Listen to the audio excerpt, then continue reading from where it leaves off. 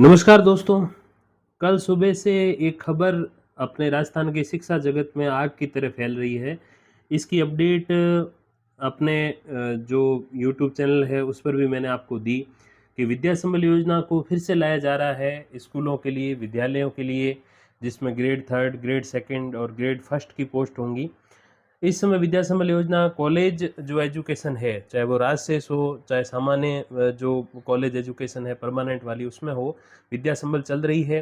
2021 में इसको शुरू किया गया था और तब ये भी प्रावधान किए गए थे कि इसको स्कूल से लगाकर यूनिवर्सिटी तक कहीं भी चलाया जा सकता है। तो स्कूल के लिए भी एक बार आवेदन स्टार्ट हुए थे, लेकिन बाद में उसको कैंसिल कर दिया गया क्योंकि स्कूल लेवल पे इसका क्रियान्वयन थोड़ा सा आसान था नहीं। अब आज के इस वीडियो में हम लोग बात करेंगे कि योजना के क्या लाभ हैं, क्या हानियां हैं, विरोध होना चाहिए कि नहीं होना चाहिए। अब स्थायी भर्ती नहीं आएगी क्या? जैसे अग्निवीर आपने सुना होगा, जो इंडियन आर्मी के अंतर्गत भर्ती होती है 4 वर्षीय, उसका ऐसा सिस्टम था कि जब तक अग्निवीर नहीं आई थी तब तक स्थायी भर्ती आया करती थी और बाद में अब परिस्थिति आप देख रहे हो, तो क्या ऐसा होगा क्या? किसे आवेदन करना चाहिए और किसे नहीं करना चाहिए? विपक्ष द्वारा विरोध क्यों नहीं किया जा रहा? क्योंकि अमूमन सरकार की जो गलत नीतियां होती है उसका विपक्ष ही विरोध करता है। और क्या ये एक सोची समझी साजिश है या फिर कॉलेज एजुकेशन में जो सिस्टम चला वैसा चलेगा क्या, और स्थायी होने की संभावना है क्या? और कॉलेज एजुकेशन के संबंध में भी प्रश्न थे कि कॉलेज एजुकेशन की जो विद्या संबल योजना है वो कब आ रही है। तो देखिए, वन बाय वन आपके सभी क्वेरीज को हल करते हैं। तो योजना के लाभ क्या है, हानियां क्या है? देखिए, लाभ तो ये है कि एक बेरोजगार अभ्यर्थी है तो उसको रोजगार मिलेगा। उसको रोजगार तो स्थायी वाला मिलना चाहिए, लेकिन अस्थायी मिल रहा है। वो अंग्रेजी में कहावत है कि something is better than nothing. तो कुछ भी नहीं होने से कुछ होना बेहतर है। तो बिल्कुल बेरोजगार होने से ये अस्थायी से ही रोजगार होना सही है। दूसरा इसका लाभ ये है कि एक त्वरित प्रक्रिया है। 1 महीने के भीतर आपको जो लेक्चरर है या वरिष्ठ अध्यापक है या अध्यापक है वो मिल जाएंगे। अमूमन 1 महीने के अंदर तो आवेदन ही कंप्लीट नहीं होते हैं आरपीएससी या आरएसएमएसएसबी के।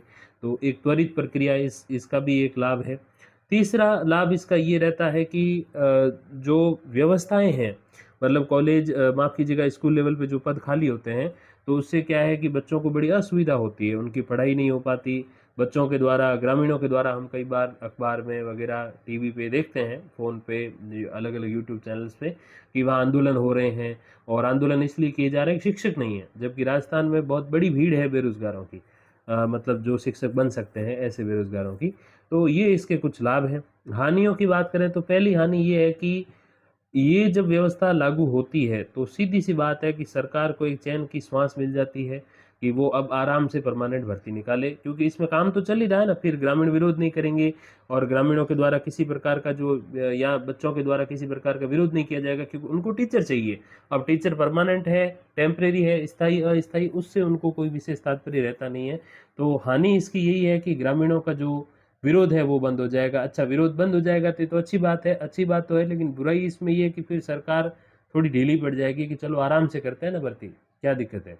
ये दूसरी इसकी हानि ये है कि इसका वेतन, अमूमन एक अभ्यर्थी बीए, बीएड, एमए और बीएड वगैरह करता है सेकंड ग्रेड, फर्स्ट ग्रेड बनने के लिए, या थर्ड ग्रेड के लिए वो रीट वगैरह पास करता है, फिर एक और एग्ज़ाम पास करता है। तो ये सोचता है कि भाई ठीक ठाक मेरी इनकम होगी, कोई बहुत लाखों करोड़ों रुपए नहीं, लेकिन कुछ हज़ारों ज़रूर होंगी, जिससे मैं अपना घर बनाऊंगा, एक छोटी गाड़ी रखूंगा, अपने पत्नी, अपने माता पिता, अपने बच्चों को थोड़ा सुखपूर्वक जीवन जीने का अवसर दूंगा। ये कुछ एक चीज़ें रहती है समाज में, सिर उठा के अपना जीवन जीऊँगा अपना बिल्कुल अच्छे से। तो ये कुछ एक चीज़ें होती है, वो इसमें आपको देखने को मिलेंगी नहीं, क्योंकि विद्या संबल योजना कॉलेज एजुकेशन में 800 रुपये मिलते हैं।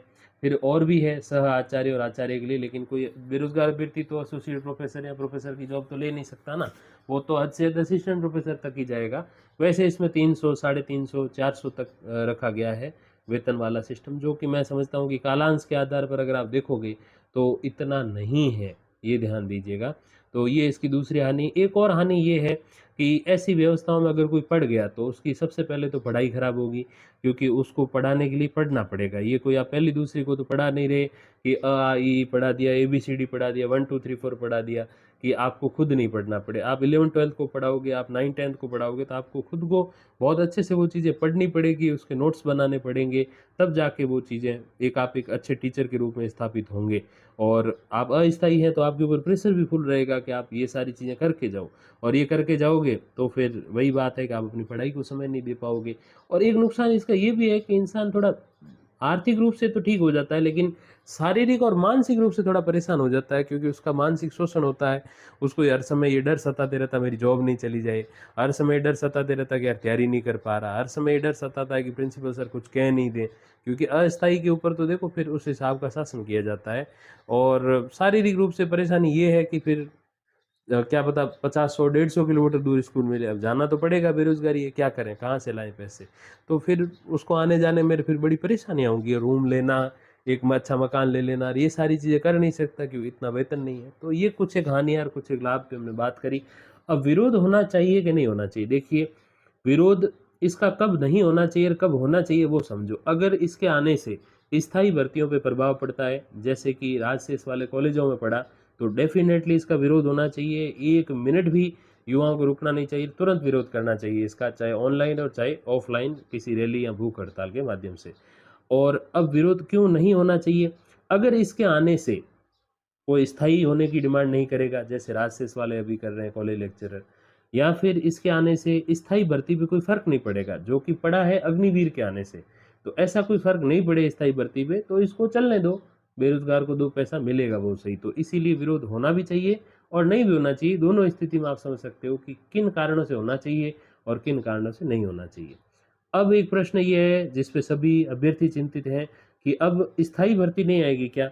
तो देखिए परमानेंट भर्ती तो आएगी। अच्छा, ऐसा है तो फिर कॉलेज एजुकेशन में भर्तियाँ, मतलब जो 3 साढ़े 3 4,000 पोस्ट है राजशेष वाली, तो ये 500 पे ही क्यों आ रही है आगामी? इतनी ज़्यादा पोस्टों पे क्यों नहीं आ रही? तो देखिए इसके पीछे रीज़न ये है कि राजशेष कॉलेजों का जो मॉडल है वो नियमित कॉलेजों से अलग है। उसमें क्या सिस्टम रहता है कि कोई सहायक आचार्य डेपुटेशन से, मतलब अस्थायी कार्य व्यवस्था जिसको बोलते हैं, उससे वो आ सकता है काम संभालने के लिए, वहाँ प्रिंसिपल भी हो सकता है, असिस्टेंट प्रोफेसर, तो उस हिसाब से आ सकता है। लेकिन परमानेंटली बस मैं वहीं रहूँगा, उधर ही रहूँगा, ऐसा नहीं होता अमूमन राजशेष वाले में, बहुत कम देखा जाता है। तो इस वजह से क्या होता है कि वहाँ पर परमानेंट टीचर्स पहुँच ही नहीं सकते, और पहुँचते हैं तो 100 में से 1, 2, 5 या 10% पहुँचते हैं।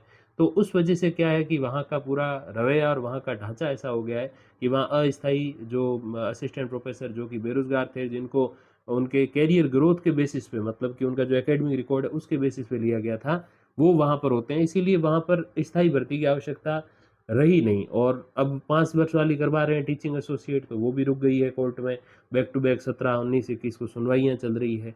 तो अब वो पता नहीं कब आए, क्या चीज़ें हो, इस पर भी एक डिफरेंट वीडियो लेकर आऊँगा। तो स्थायी भर्ती पे असर नहीं पड़ना चाहिए। अगर स्थायी भर्ती पे असर पड़ता है, जैसे राजशेष वालों में पड़ा, तो मैं समझता हूँ कि ऐसी भर्ती तुरंत प्रभाव से रोक देनी चाहिए। और स्थायी भर्ती पे कोई असर नहीं पड़ता है कि स्थायी भर्तियाँ अपने रास्ते चलेंगी और ये भी चलेंगी, और जैसे स्थायी वाला आएगा तो वो व्यक्ति हट जाए, ऐसा अगर करना संभव है तो मैं समझता हूँ कि इसको चलने देना चाहिए। अब एक महत्वपूर्ण प्रश्न और, कि किसे आवेदन करना चाहिए और किसे नहीं करना चाहिए। तो देखिए आवेदन तो सभी को ही करना चाहिए, चाहे बेरोजगार अभ्यर्थी किसी भी स्थिति में है।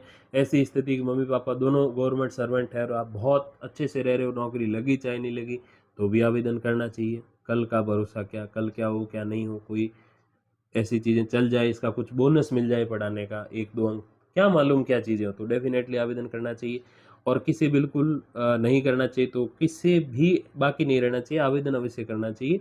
हाँ, कोई-कोई बहुत अच्छी स्थिति में है कि भई अपने तो अगले 50 साल जीवन सेट है, हो गए तो भी ठीक, नहीं हुए तो भी ठीक, तो उसको फिर तो परमानेंट का ही देखना चाहिए, या अपना और कोई उसका बिज़नेस अगर बहुत बढ़िया सेटल चल रहा है, तो इसमें नहीं आना चाहिए। इस एक मारवाड़ी में एक शब्द कहते हैं माथाफोड़ी से बचना चाहिए। अब एक महत्वपूर्ण प्रश्न और, कि विपक्ष द्वारा इसका विरोध क्यों नहीं किया जा रहा? अमूमन आप देखते हो कि सरकार की जो गलत नीतियाँ होती है उसको विपक्षी जो पार्टी है वो उसको सही करने की कोशिश करती है, उसकी आलोचना करती है, उसकी भर्त्सना करती है। तो ऐसी स्थिति में विपक्ष क्यों नहीं बोल रहा? अरे विपक्ष बोल सकता ही नहीं है, क्योंकि इसको आरंभ करने का श्रेय ही विपक्ष को है। मतलब जब इसको 2020-21 में शुरू किया गया था, उस समय राजस्थान में कांग्रेस की माननीय अशोक गहलोत जी वाली सरकार थी। तो जब उन्होंने खुद स्टार्ट किया है तो वो विरोध किस बेसिस पे करेंगे, तो इसीलिए विपक्ष कुछ बोल नहीं रहा।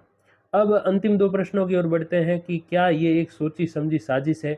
जिससे क्या है कि पद जो है ऐसे भरे जाएँ कि अभ्यर्थियों को ज़्यादा पैसे नहीं देने पड़े, क्योंकि जब एक पक्का गवर्नमेंट सर्वेंट जब बन जाता है ग्रेड 3, 2 या फर्स्ट में, तो उसकी एक अच्छी खासी सैलरी होती है। ग्रेड 3 की मैं बताऊँ तो 40, 45, 50 हज़ार के समथिंग होती है, और 60 के लगभग 55-60 के लगभग सेकंड ग्रेड, और 65-70 के आसपास जो है फर्स्ट ग्रेड हो जाता है, 80-85 तक कॉलेज लेक्चरर पहुंच जाता है। तो उसकी तुलना में इसमें तो आधे ही पैसे हैं, और आधे से भी कम है। अगर ऐसे स्थायी तौर पे अगर हम देखें तो आधे तो पक्के ही है। तो इसीलिए एक व्यक्ति की पेमेंट में 2 व्यक्तियों को रखा जा सकता है, ये सरकार के पास बेनिफिट है। तो क्या ये एक सोची समझी साजिश हम कह सकते हैं? या इस साजिश का दूसरा पहलू ये है कि जैसे 40% वाला जो रूल था, मैं था कह रहा हूँ, है नहीं कह रहा, क्योंकि आज सुबह ही हमने अपडेट देखी है कि वो जो 40% वाला रूल है उसको चेंज कर दिया गया है। पहले 40% जो आपका जीके का पेपर है उसमें, और 40% आपका सब्जेक्ट का पेपर है उसमें बनाने होते थे, लेकिन अब जो है दोनों को मिक्स करके जो है आपको मिनिमम 40% लाने होंगे। मतलब आप सब्जेक्ट में अच्छा करते हो और जीके थोड़ा सा बुरा भी चला जाता है तो भी आप एडजस्ट कर पाओगे, क्योंकि जीके की तुलना में सब्जेक्ट थोड़ा सा ज़्यादा अंक भार लिए होता है। जैसे ग्रेड सेकंड की बात करूँ तो जीके 200 नंबर का है और सब्जेक्ट 300 का है।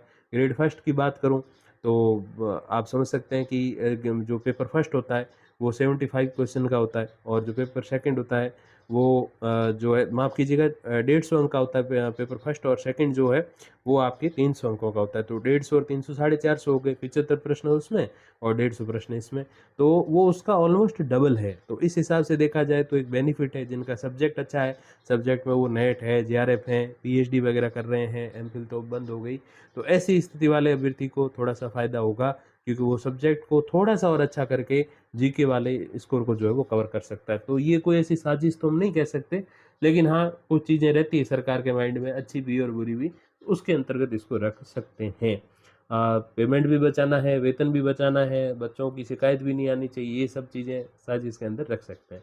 फिर कॉलेज एजुकेशन में कब आएगी विज्ञप्ति? तो कॉलेज एजुकेशन में आएगी अगले साल मई जून में, क्योंकि इसी वर्ष मई जून में जो है कॉलेज एजुकेशन की विज्ञप्तियाँ निकली थी, जिसमें आयुक्तालय ने खुद ने आदेश दिया था कि माननीय उच्च न्यायालय के आदेशानुसार जो व्यक्ति रिट ले आते हैं, मतलब याचिका लेकर आ जाते हैं प्राथमिकता वाली, तो उनको जो है प्रायोरिटी देनी है, उनको प्राथमिकता दी जाए, उनकी जगह और किसी को अस्थायी को ज्वाइन नहीं करवाया जाए। तो कॉलेज एजुकेशन का तो बिल्कुल सेट है।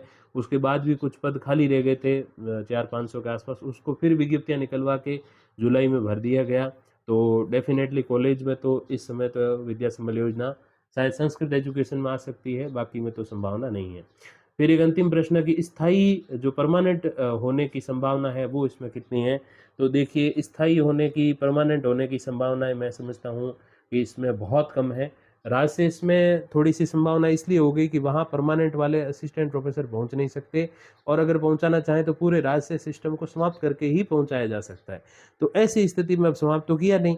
जो डॉक्टर कैलाश सोडानी जी थे, जो वीएमओयू वाले, उनकी अध्यक्षता में एक समिति बनाई थी, जिसमें ऐसे कहा गया था कि 100 कॉलेज जो बहुत नज़दीक नज़दीक बने हुए उनको बंद करना चाहिए, बाकी 200, उस टाइम 300 ही थे, 300 साढ़े 300, तो 200 सवा 200 को रहने देना चाहिए। तो ऐसी कुछ चीज़ें जो है वो हुई, और उस वजह से भी अगर हम लोग देखें तो राजशेष को इसलिए थोड़ा-सा प्राथमिकता मिली कि वहाँ स्थायी वाले नहीं पहुँचते हैं सामान्य तौर पे।